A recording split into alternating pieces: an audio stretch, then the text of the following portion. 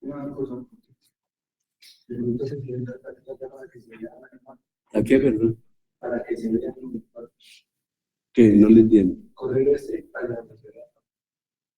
¿No alcanza a verse? Ah, no, no. hay que colocarlo ahí, claro. Sí, porque para que ellos entiendan cómo. Claro, eso es, y quitar la caneta. ¿Sí me veo? Bueno, yo no, ¿sí? Ahí no todo de correr, solo se alcanza a ver para que. Muy bien, May. Muy bien. Bueno, no importa que no me vaya. Que se vea acá la persona es lo clave. Bueno, entonces vamos a dar inicio. No se les olvide que este es un ejercicio que les está sirviendo y les va a servir, máxime cuando dos compañeros estuvieron en ese seminario del análisis constitucional con los magistrados y hubo personas de alto perfil hablando. Y ustedes vieron que cuando hablaba y prendía el rojo, 2 minutos, y ellos se afanaban y y eso es bien importante, muy importante. No, nada, ya tal y hasta luego, lo sacan. Hubo algunos que se dio cuenta que respiraron 4 o 5 veces y seguían con. Claro, pero entonces ya llega un momento que lo cortan. ¿Cómo lo cortan? Le quitan el sonido. Hablando, ese es el común denominador en las charlas de alto perfil. Quitan el sonido. Entonces ya saben que es así. Entonces es bien importante. Bueno, hoy tenemos entonces 2 grupos. El grupo que está integrado por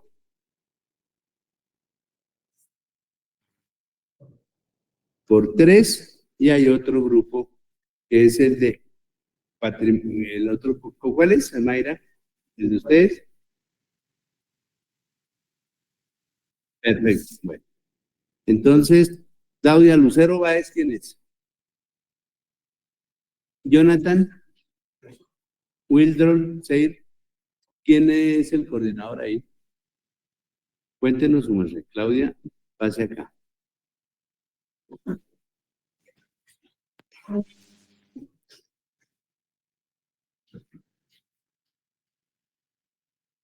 ¿Ya? Pero inicia. O sea, su merced pasa y dice qué se ha hecho, cómo se ha hecho, quién está en la presentación, cuál es el grupo, todo lo que más pueda, y ahí sí ya hace como de panelista, llamémoslo así. Buenas noches para todos. Mi grupo está conformado por Andrés Aventano, Wilfredo Castro y mi persona, Carlos Lucero Báez. El tema que vamos a exponer hoy y que vamos a compartir es atribuir a la personalidad y capacidad. Se realizó el trabajo de igual manera en el orden que vamos a presentar la exposición. Inicia el compañero Andrés, luego Willow y finaliza. Bueno, tiene la palabra el siguiente. Entonces, ¿quién comienza?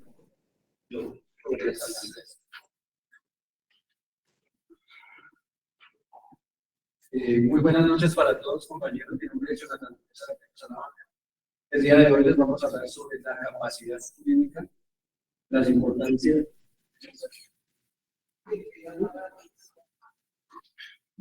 La importancia de su desarrollo en la historia. Como finalidades del proyecto, tenemos resaltar los inicios de la capacidad jurídica, su importancia en el desarrollo de Roma y en la Edad Media. El estatus y la clasificación en Roma de la capacidad jurídica es un concepto fundamental en el ámbito del derecho, ya que define la aptitud de una persona para ser titular de derechos y obligaciones dentro del marco legal. Esta se divide en 3 partes, las cuales son, primero, el estatus libertatis, segundo, el estatus civitatis, y por tercero, el estatus familiar.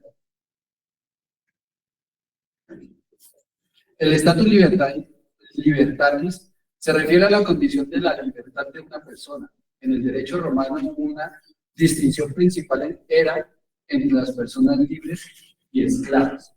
Las personas libres gozaban de plena capacidad jurídica, mientras que las personas esclavas carecían de todo derecho y estaban consideradas como propiedades. El estatus civitatis se relacionaba con la ciudadanía en Roma. Los ciudadanos romanos tenían plena capacidad para participar en la vida pública y política, influyendo en su capacidad para votar, ser elegido para cargos públicos y recibir la protección bajo las leyes nacionales. Perdón, esto lo van a ver ustedes ya desde el punto de vista romano, en derecho romano, o lo están viendo. Y van a ver ustedes que todo, absolutamente en Roma, era pater familia, era machismo, era el hombre el único y el ciudadano romano. Es como decirlo colombiano. Colombiano es el que todo, y el pueblo eran la plebe, entonces ya eran personas que no eran romanos y eran considerados pagando impuestos, todo lo que correspondiera, y el romano era prácticamente inmune y manejaba todo su proceso, por los hijos, por la esposa, por los esclavos, por todo, por un pater familia total. Sí, ahí está.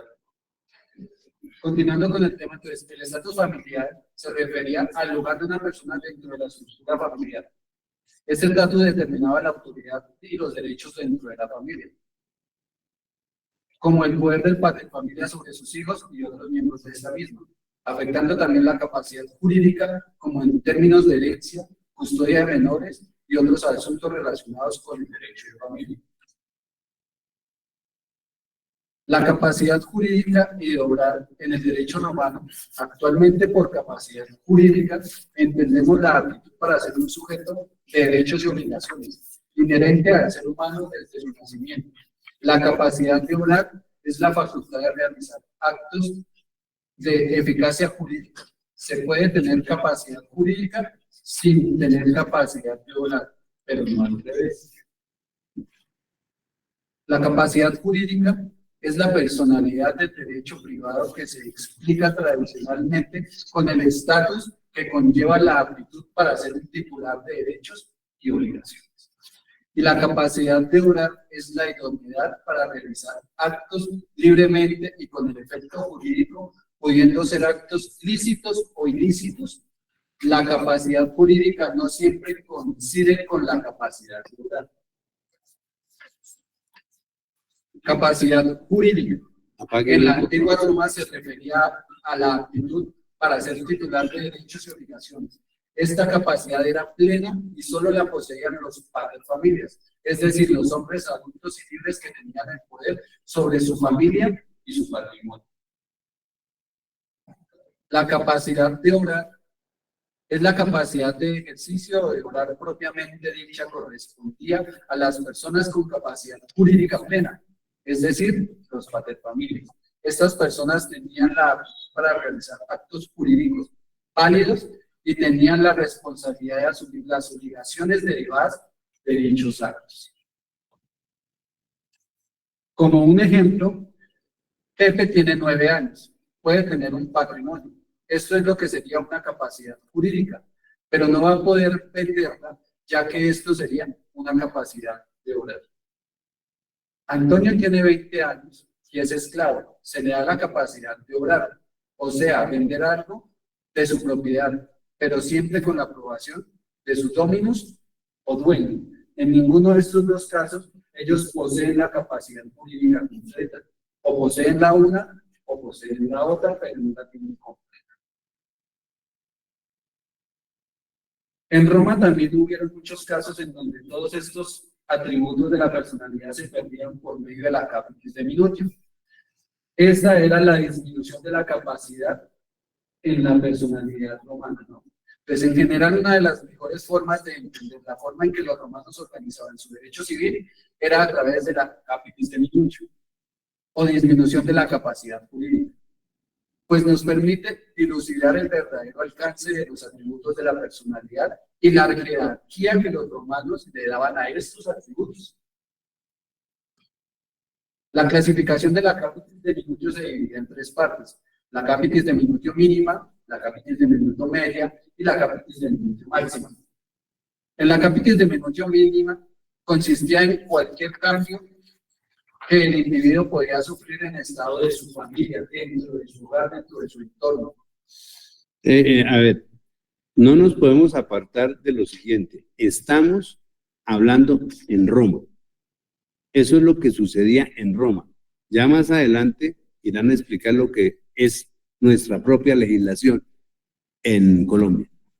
2025. ¿Sí? Porque a veces uno está ahí o entró o salió. Sí, es un tema completo en general para todos los compañeros, por si no lo tenían claro. Solo se trata de la historia en Roma y empezando como inicios de la Edad Media. Y ya el compañero tocaría el tema de inicios de la Edad Media hasta el siglo XX en Colombia y en las constituciones y en nuestro derecho civil. Continuando con el tema, la capitis de minutio mínima consistía en cualquiera de los cambios que el individuo podía sufrir en el estado de su familia, y operaba tanto si éste hacía sui iuris, que sería de su propio derecho, como si se le hacía alienis iuris, que es bajo el derecho de otro. Esto pasaba cuando pasaba a ser un tutor, una tutela, cuando pasaba a tutela de un padre de familias. Siempre que el cambio implicara una degradación de los derechos bajo su cabeza. ¿Esto qué quiere decir? Que si su merced cometía un error o una falta y era leve, sobre su cabeza se podía ejecutar una capitis de minutio mínima, que era la disminución de su capacidad dentro del entorno familiar. O sea, si usted era la mano derecha del padre de familia y cometía un error, usted se había quedado casi al mismo nivel de los estados. ¿Correcto? ¿O alguna duda o pregunta por parte de eso? Listo. La segunda sería la capitis de minuto media. Cuando esto pasaba, era mucho menos frecuente, ya que un individuo podía perder solo la ciudadanía en Roma, sin privarse de su libertad. ¿Qué quiere decir esto? Como el profesor lo explicaba, en Roma tenían unas jerarquías, y solo las personas que se consideraban como ciudadanos romanos eran los que tenían y poseían derechos y bienes. Cuando usted sufría de una capitis de minuto media, usted perdía el derecho a ser ciudadano romano y perdía todos esos atributos. La capitis de minutio máxima, como tercera, se aplicaba ya como último recurso, ya que esta se refería a que un individuo perdía todo el derecho y se volvía un esclavo. Eso era como el castigo mayor que ellos ejecutaban, donde le quitaban a ese nombre, le quitaban todos los derechos y las capacidades a las cuales había adquirido por un error, por un delito, etc. Convirtiéndolo en esclavo, perdiendo absolutamente todos sus derechos. Capacidad jurídica en la Edad Media. Un periodo que abarca aproximadamente desde el siglo V hasta el siglo XV. Fue una época de grandes transformaciones en el ámbito jurídico. Las capacidades jurídicas de los individuos de esta época estaban profundamente influenciadas por factores como el estatus social, el género sexual y el sistema feudal. El estatus social se dividía en tres características. El primero era la nobleza, el segundo eran los campesinos y los siervos, y por último, en el primer punto, la nobleza, los nobles gozaban de amplias capacidades jurídicas, tenían la facultad de poseer tierras, participar en los consejos reales y ejercer justicia en sus dominos o territorios. Ellos tenían una capacidad jurídica completa. Como segundo caso, los campesinos y los siervos, su capacidad jurídica era limitada. Estaban sujetos a la autoridad de los señores feudales y tenían pocas posibilidades de poseer tierras o bienes. Estos tenían sus capacidades jurídicas a medias. Ellos podían vender o adquirir nuevas tierras o nuevos bienes, pero siempre bajo las órdenes y la autorización de su señor. Por tercero, el clero. El clero tenía un estatus especial. Los miembros de la iglesia podían juzgarse bajo el derecho canónico, otorgándoles ciertos privilegios legales. Ellos en parte eran exentos de todas estas reglas y normas. En el género se dividían, como ya lo sabemos, en hombres y mujeres. En la Edad Media, los que tenían la mayor parte de su capacidad jurídica completa eran los hombres.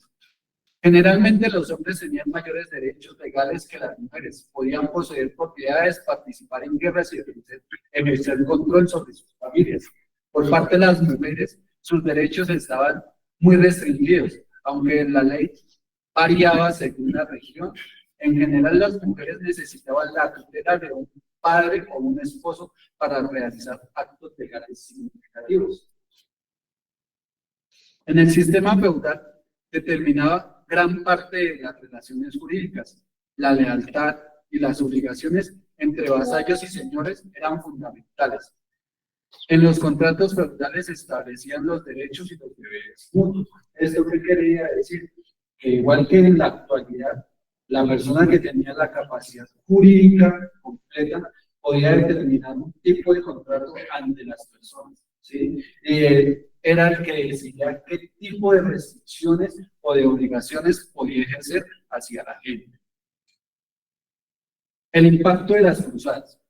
Las cruzadas tuvieron un impacto significativo en las capacidades jurídicas al facilitar el intercambio cultural y la redistribución de tierras. Esto llevó a un fortalecimiento de la nobleza y cambios en las estructuras legales. Gracias a las cruzadas, ellos, por parte de la Iglesia, dieron a conocer mucha de la historia romana en otras regiones donde no se conocía, donde aún no habían llegado los romanos, donde se empezaron a expandir y a darse a conocer esos atributos y esos derechos civiles que se poseían las personas. También gracias a las cruzadas hubo gran influencia en otros países para poder adoptar estos métodos, y fue lo que pasó también en Francia cuando adoptaron cosas del derecho romano, influyendo también en el derecho, en el derecho francés, para adoptarlo luego en nuestro Código Civil. Ilustración. El pensamiento ilustrado promovió la idea de igualdad ante la ley y la capacidad jurídica universal. Filósofos como Rousseau o Locke abogaron por la libertad y los derechos individuales, sentando las bases para el reconocimiento de la capacidad jurídica de todos los ciudadanos.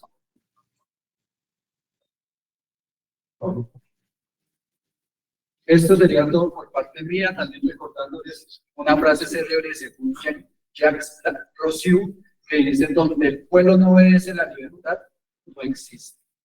Y una frase célebre según John Locke, que es: las leyes se hicieron para los hombres y no los hombres para las leyes. Muchísimas gracias. Bueno, ¿quién continúa? Castro Solano. Sí, señor.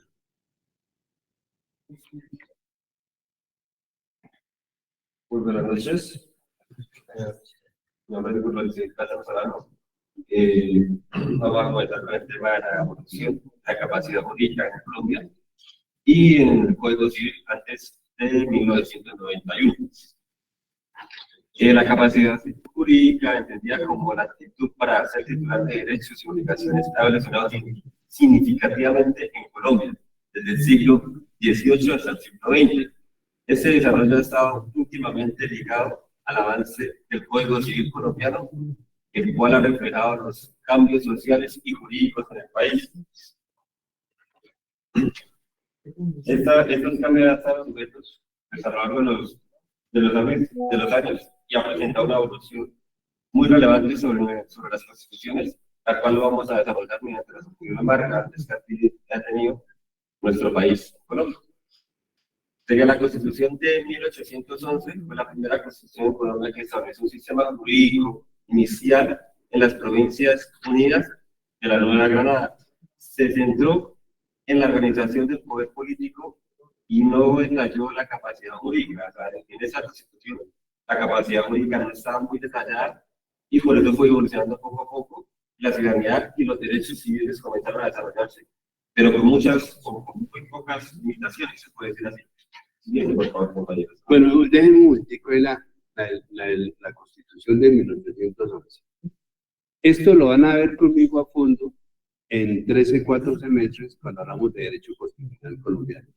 La Constitución, pero les adelanto un poquito, de 1811, la de 1821, la de 1830, la de 1833, la de 1843, 53 y 63. Y hay otra que es la del 86, que duró más de 100 años, para llegar a caer a nuestra Constitución del 91. Dentro de eso hay una metamorfosis muy compleja en lo que tiene que ver con la capacidad, pues el tema nuestro, ¿sí? Pero les quiero ahondar algo para que ustedes sepan de qué trató la Constitución de 1812. Acabo de comentar, a grosso modo, lo que tiene que ver con la capacidad que me parece pertinente. La Constitución de 1811 fue suscrita aquí en Cuba. Fue la Constitución que se denominó republicana. La primera en Colombia republicana fue la de 1811. Fue suscrita aquí, donde queda la alcaldía, en el segundo piso, en la Casa Vieja Antigua. Esa Constitución, ¿qué quería hacer? Independencia. No queremos depender de la corona española. La de 1811 no es del tema de hoy, pero para que ustedes se toca la cuestión, sepan que dentro de la Constitución se habló de la capacidad de lo que él dijo. En otras no se hablaba, en otras volvía a hablarse. Como en 1821 ya viene la cuestión del Rosario, de la de Cúcuta. Pero la batalla realmente fue en 1819, cuando quedamos independientes realmente y nació Colombia, de la corona española. Entonces, en 1812 esta Constitución fue un saludo a la bandera. La de 1821 se crea el primer congreso en Colombia. No les adelanto más. Y siguen otras constituciones. Bueno, otra constitución. Estamos hablando de eso, pero frente a la capacidad. La capacidad jurídica, lo que decía el profesor, la Constitución de 1821, que fue la de Cúcuta, un avance importante estableciendo principios más claros sobre los derechos de las personas. Aunque no se habló directamente de la capacidad jurídica, se inició el desarrollo de derechos fundamentales dentro de la persona, que son los que hoy ya están previamente constituidos. Se reconocieron ciertos derechos y deberes de los ciudadanos, pero con restricciones sumamente importantes basadas en el estatus económico y social. Aún seguimos con fallas en esa Constitución. En la Constitución de 1832 se otorgaron derechos más. Hay otra que fuera 1830. 30, sí, señor. Pero no tocó correcto, viene la de 1832. Después viene la de 1843, 53, 63 y 86. En cada constitución le dan fuerza, por decir algo, al Consejo de Estado, otra a la Procuraduría, otra a las ramas del poder público, ¿sí? Pero eso no era de absoluto cumplimiento. ¿Por qué? Porque en ese tiempo no habían celulares ni redes sociales.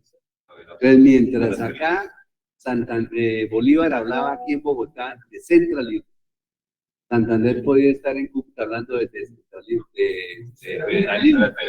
En consecuencia, hubo un momento en que Colombia fue centralista ahí, porque de aquí a Cúcuta se demoraba 6 meses a caballo. Entonces, mientras hacían algo, ellos acá hacían una constitución. Cuando se llegaba allá para decir, es que aquí está la constitución, puede ser, no, ya la cambiaron porque no había redes. Entonces fue una organización desorganizada. Falta de comunicación en ese tiempo. Entonces, eso hay que tenerlo. Ya lo iremos a ahondar cuando nos toque el derecho constitucional colombiano, que es muy hermoso.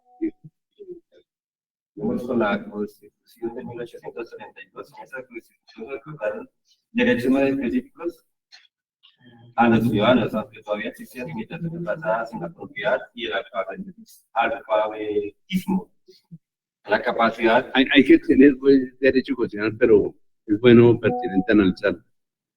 No se le olvide que en 1819, que fue la batalla del Pantano de Puente Boyacá, y el 25 de julio la del Pantano Vargas. Ahí ya se independizó Colombia. O sea que después de 1819, el 7 de agosto, el 10-11, cuando Bolívar ya se iba con su ejército, tuvo otro enfrentamiento en Ventaquemada y otro en Chocontá. y llega a Bogotá. Cuando él llegaba era a posesionarse de Bogotá, ya Sámano, que era el virrey, ya estaba yendo para Honda y se iba para España. Entonces la de 1830, el 32, Bolívar murió en 1830. Entonces miren ustedes, 1829 y 1830, en el periplo de Bolívar, estaba todo lo que pudo suceder. 1811, con la primera republicana, independiente, pero no estábamos independientes. De 1811 a 1819 todavía tenemos el yugo español. Entonces eso lo veremos a hablar después. Continuando, la capacidad de actuar en el ámbito jurídico seguía estando condicionada por criterios socioeconómicos, lo cual afecta directamente a la igualdad jurídica. Continuando con la Constitución de 1853, Colombia experimentó un cambio significativo hacia un modelo más liberal. Se buscó ampliar los derechos civiles y políticos, eliminando algunas de las restricciones anteriores. La capacidad jurídica comenzó a ser más inclusiva. Ya en esta Constitución ya comenzamos a darle más prioridad a la capacidad jurídica, a la cohesión. Entonces, en cada Constitución se daba muchos contextos. Ya en esta, ya un poquito más, vamos dándole, por decirlo así, más interés a la capacidad jurídica. Aunque todavía quedaban barreras significativas, especialmente en términos de género, como por decir que era lo de la mujer, y la raza, que eran algunos indígenas, y ellos que están todavía en después de la 1853. Por ejemplo, acá no se puede hacer eso, pero digamos, está manejando, y ustedes han manejado el indicador, ¿sí? Acá no, porque no pega. Pero entonces ahí, miren ustedes que allá en las filminas, unos lo hacían desde acá, desde el aparato, y se veía muy bien, y otros continúen, decían, y eso no se ve bien. Pero aquí estamos aprendiendo pues, ese pedacito. Pero siempre, como es acá en Videoin, entonces siempre van a indicar acá. Aquí es una excepción. Hoy es una excepción, pero siempre van a indicar ustedes acá. Entonces se parquean e indican a dónde va a estar la pantalla. Y ese indicador sí sirve. Va pasando uno mismo va pasando las filminas y queda mejor. Bueno, sí. Después de eso, estaba basado que el país o Colombia en esa época vieron que no regía o le faltaban muchas reformas, dieron la creación del Código Civil. El avance más significativo fue en el siglo XIX, que fue la promulgación del Código Civil en 1873. ¿Quién redactó el Código Civil en Colombia? Muy. ¿Y lo tomó de cuál código? Y él a la vez del romano. Bien. Ese código representó un esfuerzo por unificar y modernizar la legislación colombiana, estableciendo principios fundamentales sobre la capacidad jurídica. La compañera los códigos como tal que sean los estudios. Aunque el nuevo código otorgaba una estructura más clara y equitativa, persistieron ciertas restricciones, especialmente respecto, como estábamos comentando, a la mujer y a los menores de edad en aquel entonces.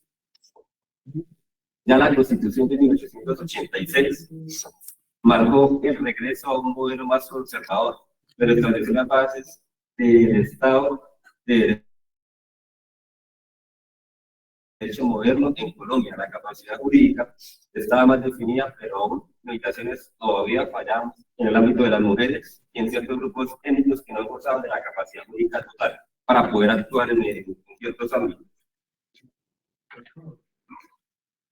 Ya vamos a una expansión de los derechos. Después de esta Constitución hubo una expansión de los derechos y unos avances de igualdad de género para poder quitar esas restricciones que había en cierta manera hacia la nuestra por las mujeres, porque éramos un país más de machismo, se puede decir.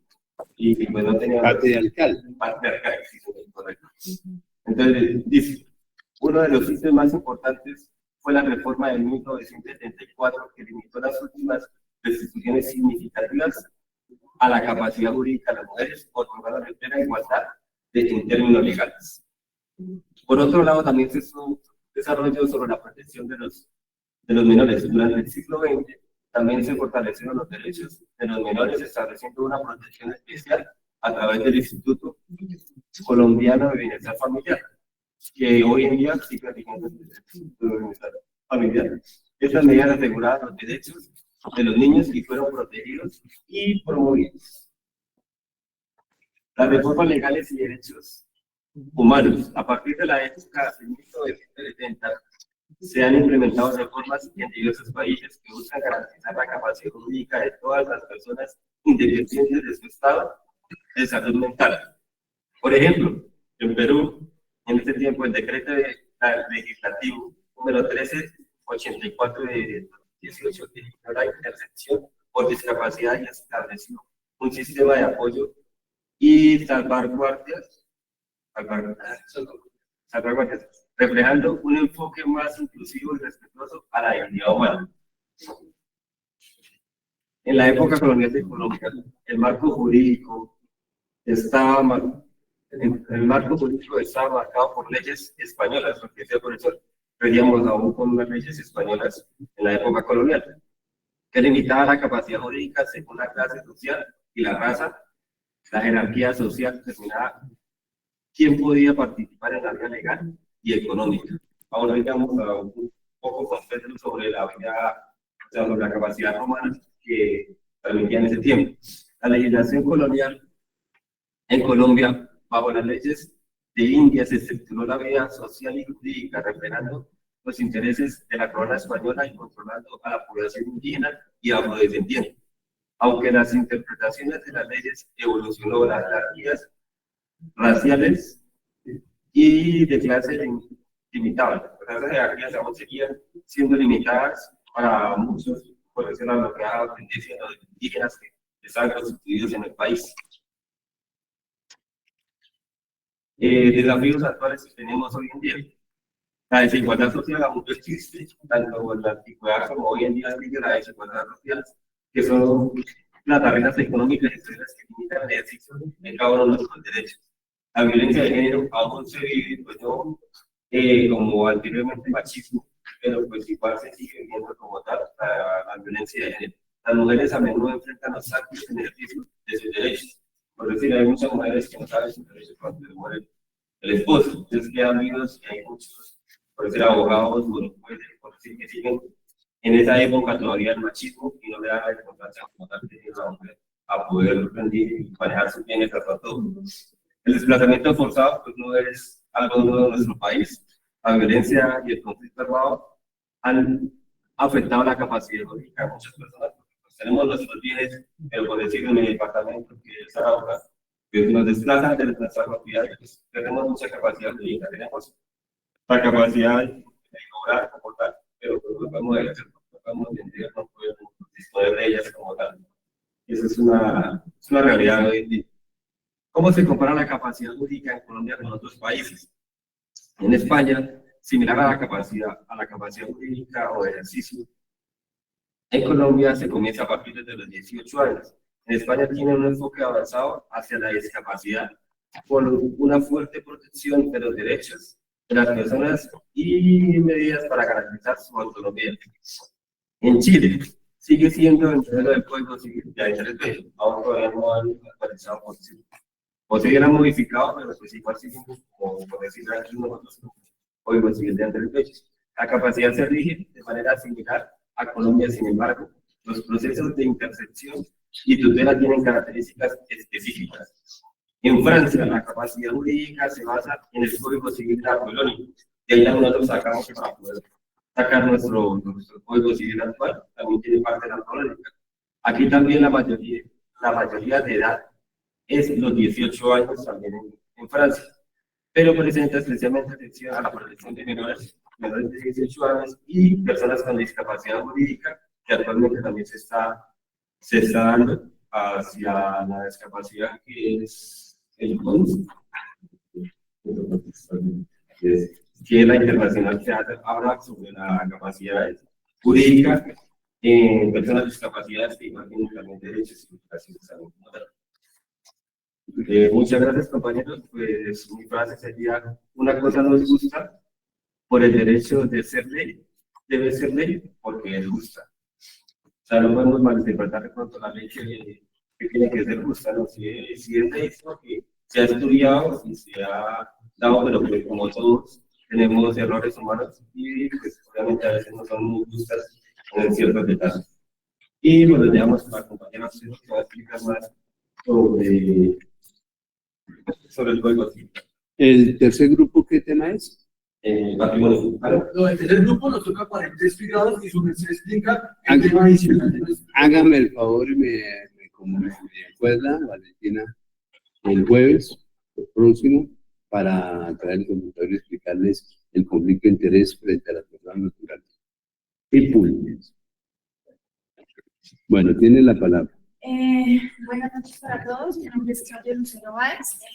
Esta oportunidad les voy a hablar un poco más de la capacidad a nivel en Colombia. Bueno, la capacidad es la actitud que tiene una persona para ser titular tanto de derechos y obligaciones.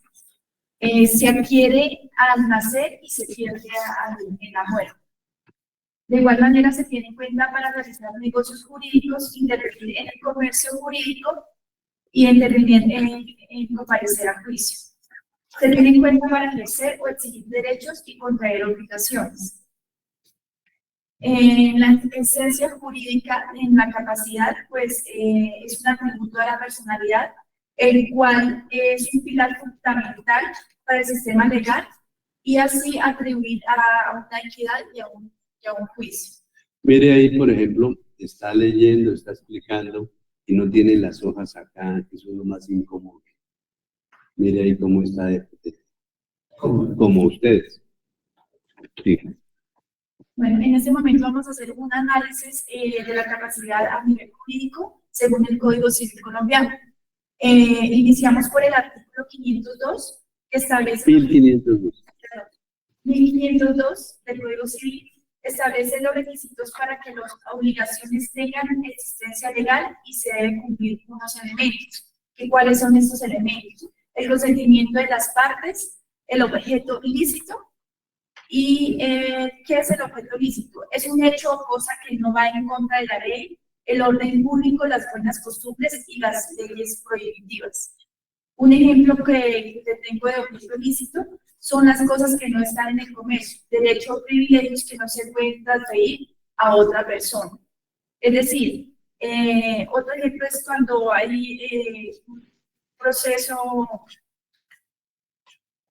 cosas embargadas por decreto judicial a menos que el juez lo autorice o el acreedor consista en ello.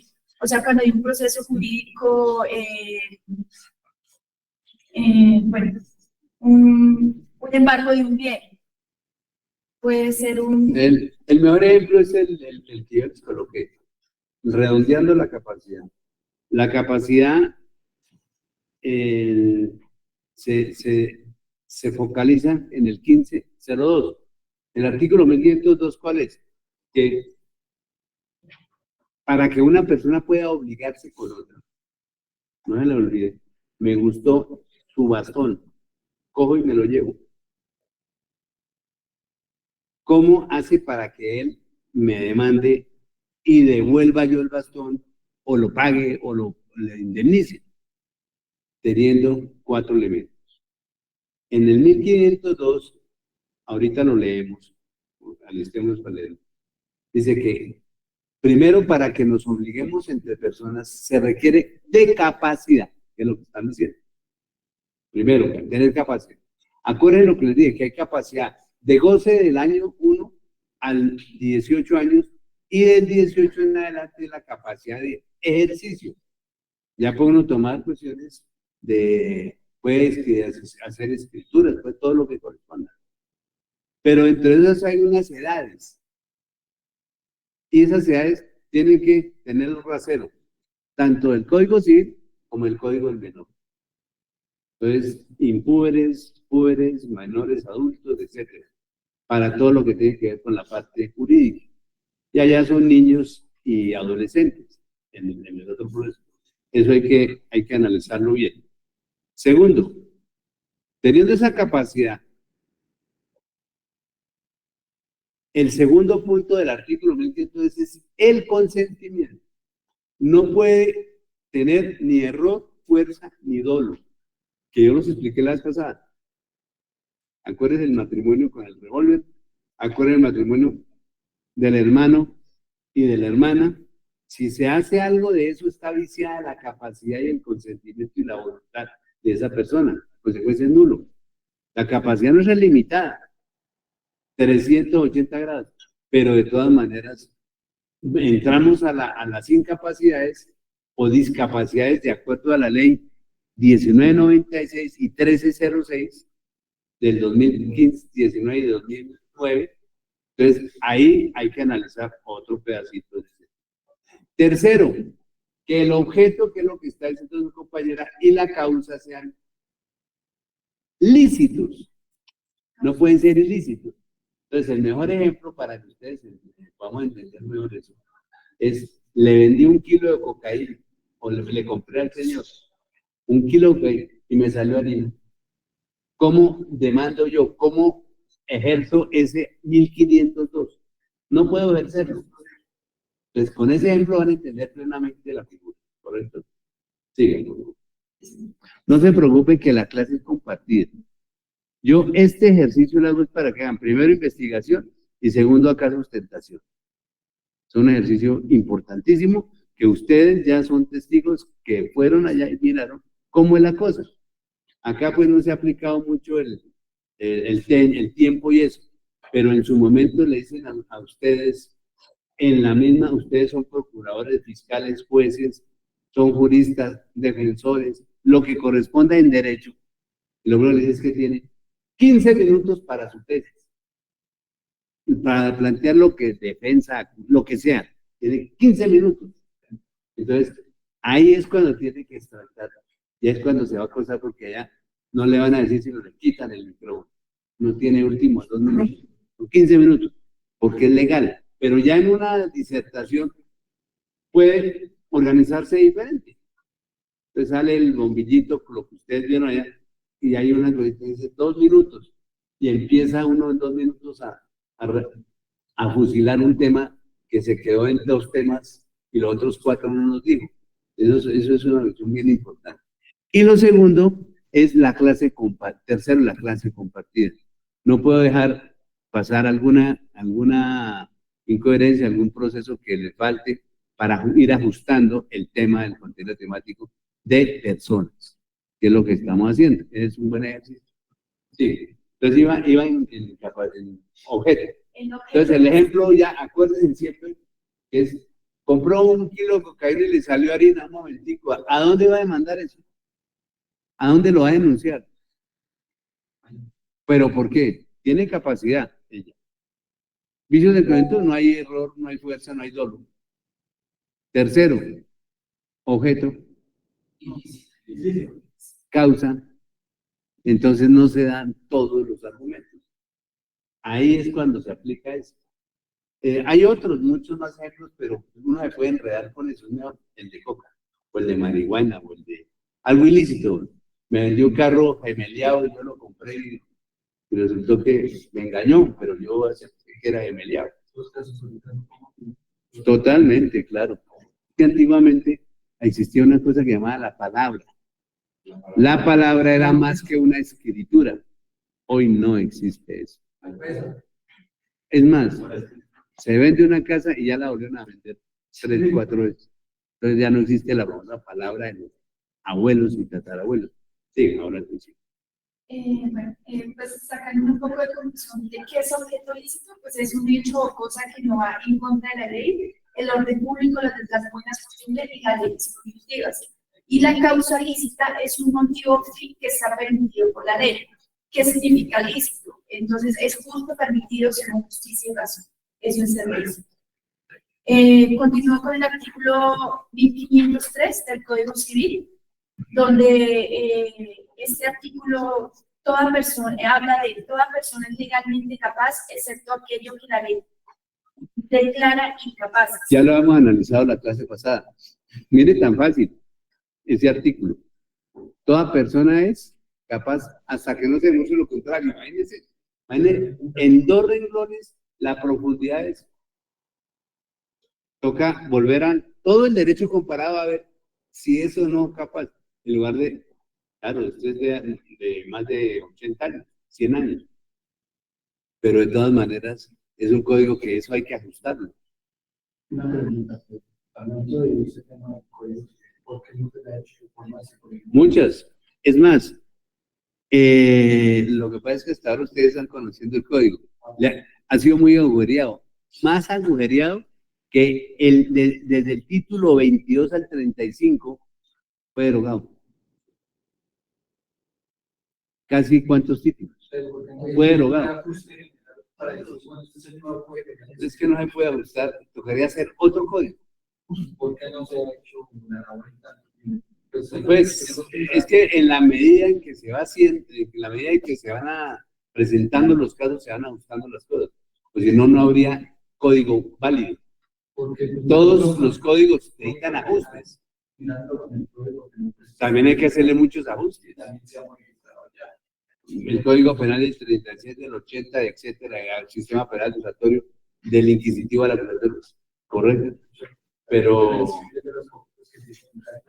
no intactos. Si su señoría, aquí nomás, no intactos.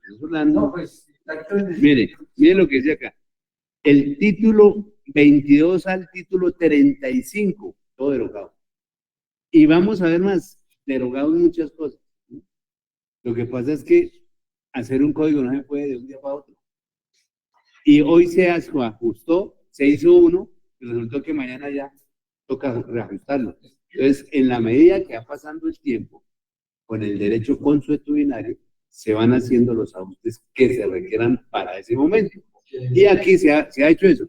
Ahorita hay un proyecto, que ya les había dicho a ustedes, que es el proyecto de reforma del Código Civil.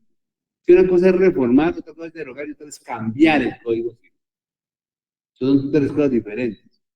La Universidad Nacional está tratando de hacer un código, un nuevo código. Y ese código, en general, ¿qué hace? Unifica ciertos temas de la contratación y sociedades, contratación y obligaciones en el Código Civil. Trata de unificar esos temas. Pero en la parte de propiedad privada hay problemas. Entonces, están en eso, en los debates hasta ahora. Hay otro proyecto que está en el Congreso, que está archivado y todo, y lo han desarchivado, pero no, digamos, ese no es de hacer otro código, sino de ajustar el código. Pero para ajustar un código toca, como este, tiene 2.000 y mucho de artículos, no es un código pequeño. Entonces, poco a poco se va ajustando. Es de hace muchos años, pero de todas maneras se ha ido ajustando. La Constitución Nacional, 380 artículos, tiene más que este código y ha sido agujereada por todos los lados. Muchos artículos han desaparecido, digamos, los han modificado, pero eso no quiere decir de que coja uno la Constitución, la vote la caneca y haga otra Constitución. La Constitución es muy buena. Hay que ajustarlo mediante el derecho consuetudinario. El derecho consuetudinario es un derecho que se hace a través del tiempo. ¿Sí? Que sí es obvio, hay otro código electoral. El código electoral es un código que es obsoleto totalmente. Imaginen ustedes todavía las arcas triclave para buscar y guardar las papeletas, las arcas triclave, como los cinturones de Castilla-La Mujer del medioevo. Hay tres llaves que tiene que coger en el arca triclave, una el alcalde, el otro el registrador y otro el juez del pueblo del municipio, para guardar con tres candados toda la votación. Eso es obsoleto, pero es un sistema seguro. Miren ustedes, acá no se ha presentado ningún problema en Colombia.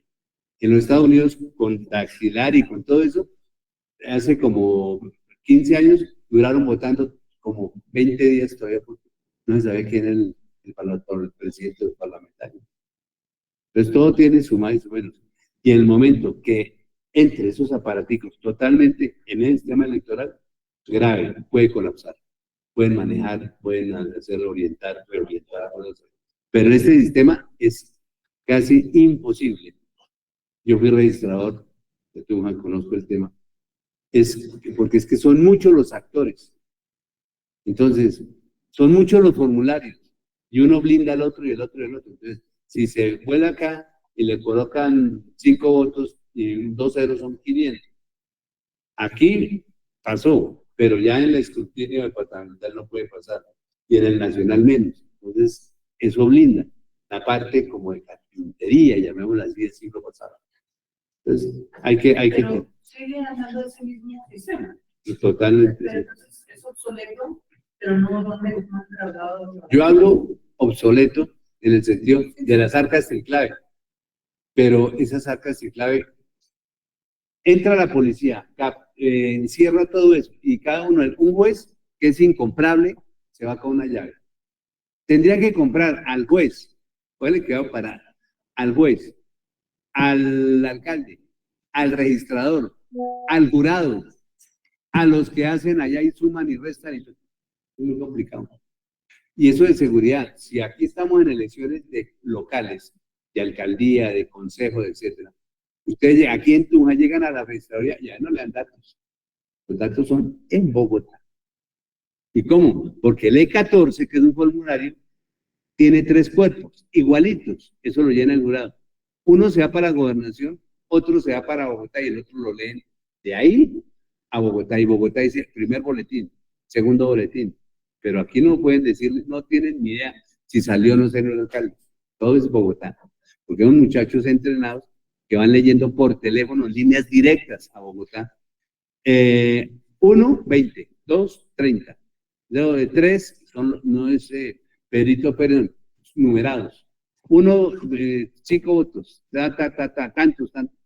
Y más o menos, para un margen de error de un 0.5%, que no es nada, y en Bogotá ya envían los boletines de la registraduría a nivel nacional. Entonces, para hacer un fraude no es fácil.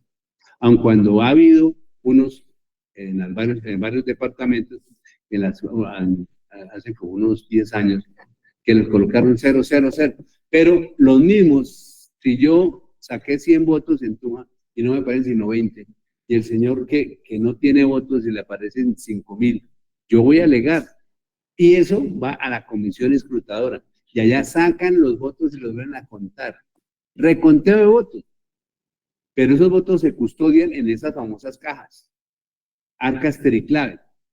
¿Por qué triclave? Porque 3 son los que se llevan la llave para su casita. Entonces, para voltear eso no es fácil. Y cada vez que llegan los entraron, hacen unas actas. Eso no es fácil. Y el mismo sistema, igual que colocar la huella cada uno para seguir las votaciones. Claro. Entonces, no es fácil. Pero es obsoleto. Código electoral es nuevo. Y había un proyecto de hacer un nuevo código electoral, pero fracasó. Se archivó en el Congreso, que son los que hacen la ley. En la Cámara Legislativa. Creo que sí. Bueno, continúe. Es pertinente hablar de estos temitas porque de todas maneras ustedes van a salir juristas y no van a salir técnicos en derecho. Sí. En el artículo 1503, toda persona es legalmente capaz, excepto aquellas que la ley declara incapaces. Entonces, incapaces puede estar relacionada tanto con la edad, la salud mental, el estado de interdicción de una persona. En el artículo 1504 establece que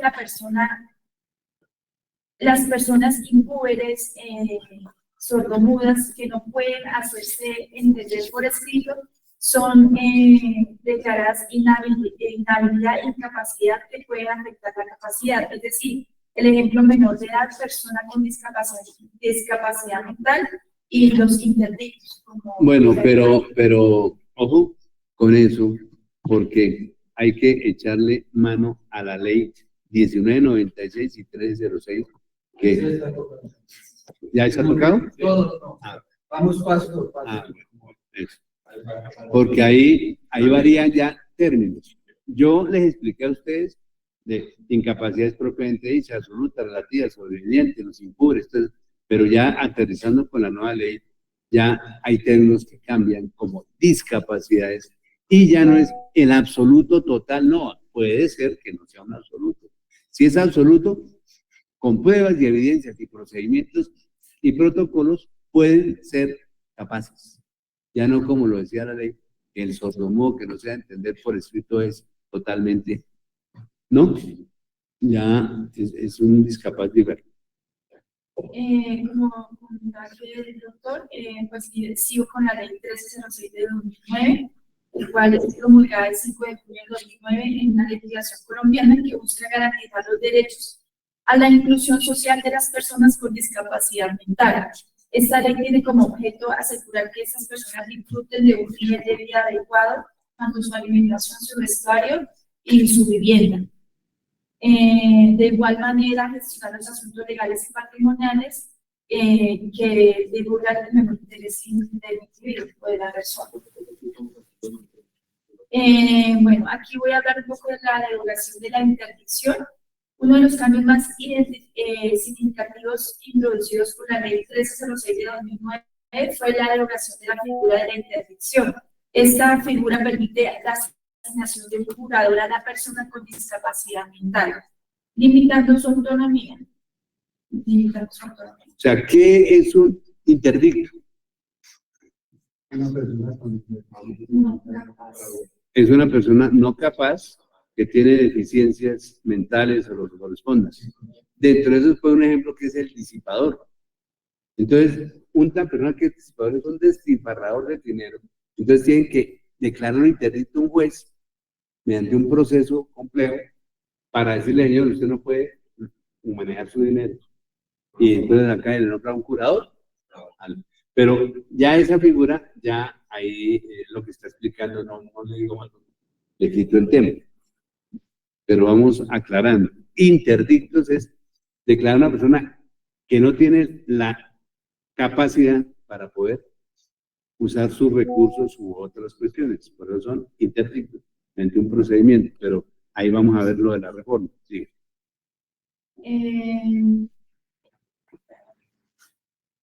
Ahí lo que ¿dónde iba? El interdicto. Uno de los cambios más significativos de la ley 1306 de 2009. Curadores, las personas que pasan limitando una la derogación de la interdicción marca un cambio crucial hacia la protección de los derechos de esas personas. De igual manera,